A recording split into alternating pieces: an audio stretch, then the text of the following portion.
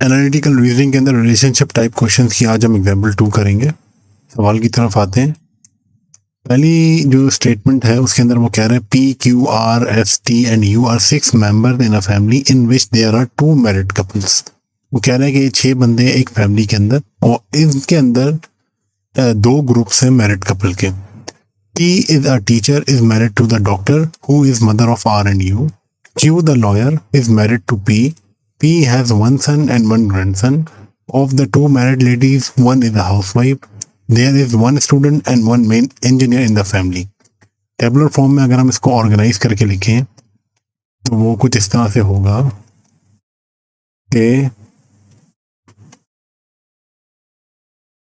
P, Q, R, S, T and U, ये हमारे पास 6 members of the family हो गए। इनके अंदर से दो ग्रुप्स हैं कपल्स के।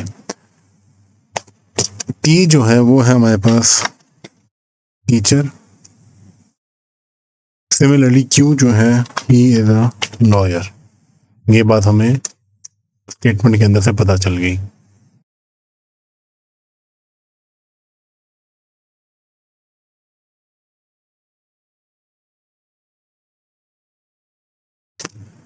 T is a teacher is married to the doctor who is mother of R and U.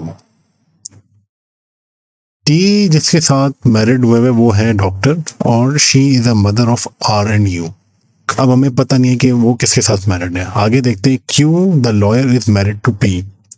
जो हमें शुरू में बताया गया था कि इसके अंदर दो ग्रुप्स हैं कपल के, तो उसमें से एक ग्रुप तो आइडेंटिफाई हो गया जो कि है P एंड Q का।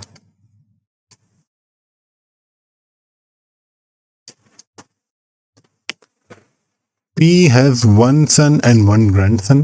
P का भी ये बता रहे हैं कि एक सन है एक ग्रैंडसन है।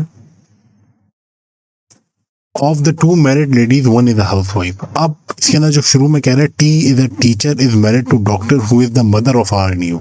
मतलब T जिसके साथ जिनके साथ कपल है उनका, तो वो तो मदर उन्होंने बता दिया। तो अब नीचे जाके वो कह रहे हैं of the two married ladies one in housewife. तो इसका मतलब ये हुआ P जो है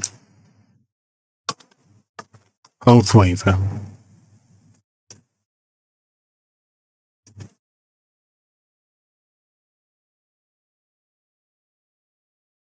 ये बात भी हमें पता चल गई। अब अगर हम सेकंड स्टेटमेंट में दोबारा आए तो कह रहे हैं T a teacher is married to the doctor who is mother of R and U। इसका मतलब ये हुआ कि R जो है हमारे पास R एंड U ये दोनों आपस में सिबलिंग्स हैं, मतलब बहन भाई हैं। सिबलिंग्स। और अब इसके अंदर बचते सिर्फ एक ही S बचते हैं, तो इसका मतलब ये हुआ कि S is a doctor and she is a lady. ये बात हमें पता चल गई। और अगर हम देखें हमारे पास तमाम और जो एक फाइनल इंफॉर्मेशन जो हमने लिखनी है वो ये है कि S and T are also a couple. दो कपल हमारे पास हो गए और R and U are siblings and their parents are S and T। ये बात हमें पता चल गई इसके अंदर से। अब हमारे पास एक स्लॉट R का प्रोफेशन हमें नहीं पता और U का प्रोफेशन नहीं पता। तो बाहर से हम लोग स्टेटमेंट्स पढ़ते हैं तो उसके अंदर कहते हैं P, Q, R, S, T and U 6 members in a family in which there are 2 married couples. ये इन्फॉर्मेशन हमारी हो गई करेक्ट। 2 मैरिड कपल्स हमने आइडेंटिफाई कर लिया। T a teacher is married to the doctor who is mother of R and U। ये बात भी हमने इधर इसमें आइडेंटिफाई कर ली। Q the lawyer is married to P। ये चीज ये भी हमने आइडेंटिफाई कर लिया। P has one son and one grandson. अब इसके अंदर अगर देखा जाए तो P has one son and one grandson. ये R एंड U तो जो बच्चे हैं वो S एंड T के हैं। तो इसका मतलब ये हुआ P जो है P का जो शी द लेडी, इनका जो बेटा है वो है T। ये बात इससे पता चल गई हमें।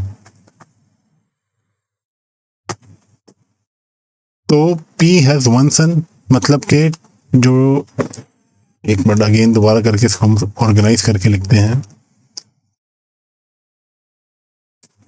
P is the mother of T, ये बात हमें पता चल गई। और हम इसके साथ लिखते हैं सन, मतलब टी जो है वो बेटे हैं पी के।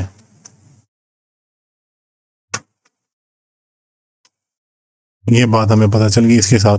फिर अगर हम आगे देखें, of the two married ladies one is housewife, ये भी पता चल गया हमें। There is one student and one male engineer in the family.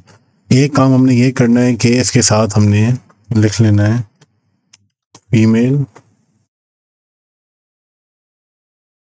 इधर सिमिलरली फीमेल, जेंडर भी साथ साथ जिन जिन के हमें आइडेंटिफाई हो रहे हैं हमें लिख लेने चाहिए।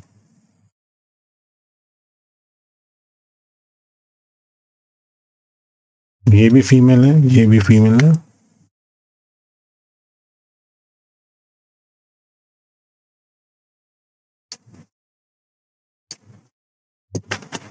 एंड मेल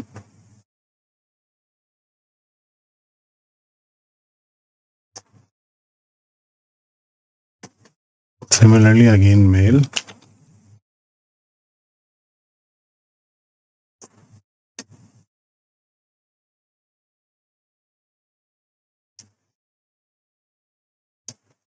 ये हमें पता चल गया। अब ये सारी इंफॉर्मेशन है।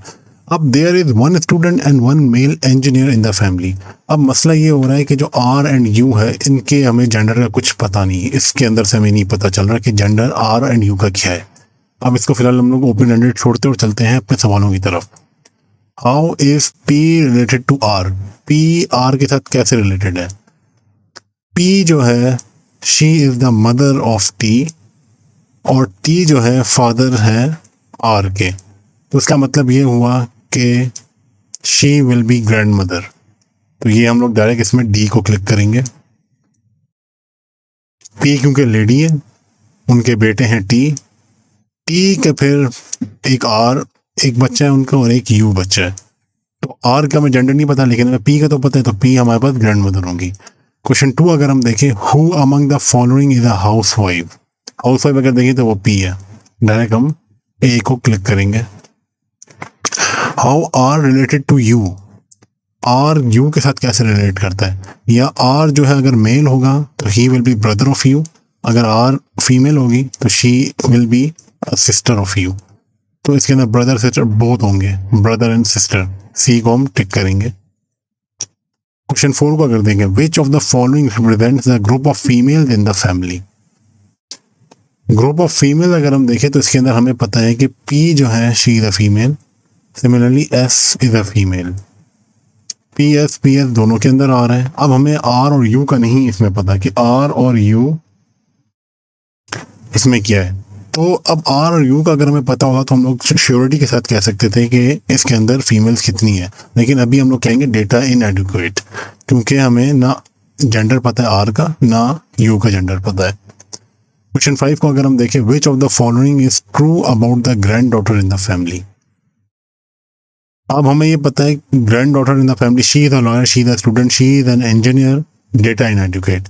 हमें ऊपर स्टेटमेंट में बताया कि वन मेल इंजीनियर होगा। तो अब अगर इसमें अगर यू मेल इंजीनियर हुआ तो आर जो है ना फीमेल होंगी, अगर आर मेल इंजीनियर हुआ तो यू फीमेल होंगी। तो इससे हमें पता चल रहा है इंजीनियर तो वो नहीं होंगी क्योंकि इधर लिस्ट है कि मेल है। तो इसका मतलब यही कि देयर इज वन स्टूडेंट, तो इसका मतलब यही हुआ कि which of the following is true about the granddaughter in the family? R granddaughter हुआ, या जो भी इसमें ग्रैंड डॉटर होंगी वो होंगी हमारे पास स्टूडेंट, क्योंकि स्टेटमेंट के अंदर शुरू में ही लिस्ट हुआ है कि जो इंजीनियर होंगे वो मेल होंगे और स्टूडेंट का हमें जेंडर नहीं पता। इस सवाल से हमें पता चल रहा है कि एक ही स्लॉट खाली होता है, उस स्लॉट के अंदर she is the student fit आ रहा है।